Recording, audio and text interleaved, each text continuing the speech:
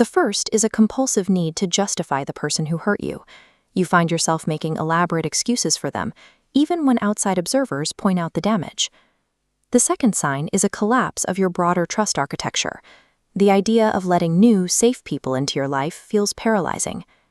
Third, you completely internalize all of the guilt. You conclude that your own capacity for attachment, or willingness to be vulnerable, is the actual cause of the pain.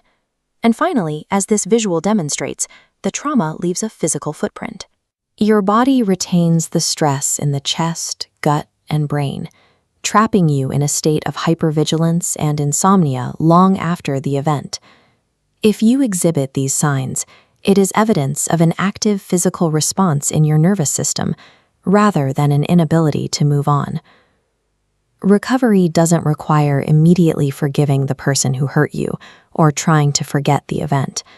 Those are often impossible demands for a traumatized system.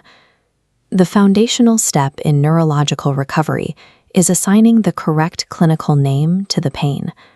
When you tell yourself, "I am sad," your brain struggles to process the vague emotion.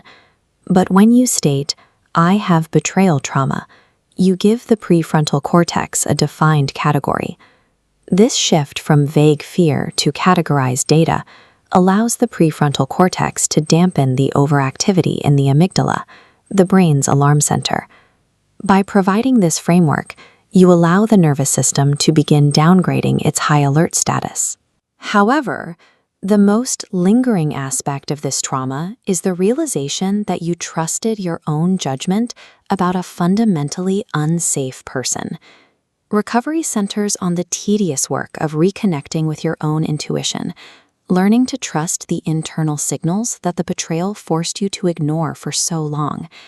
Rebuilding that internal trust is hard, but giving the trauma its proper name makes it biologically possible. Save this video to return to this framework, and share which symptom you recognized first in the comments.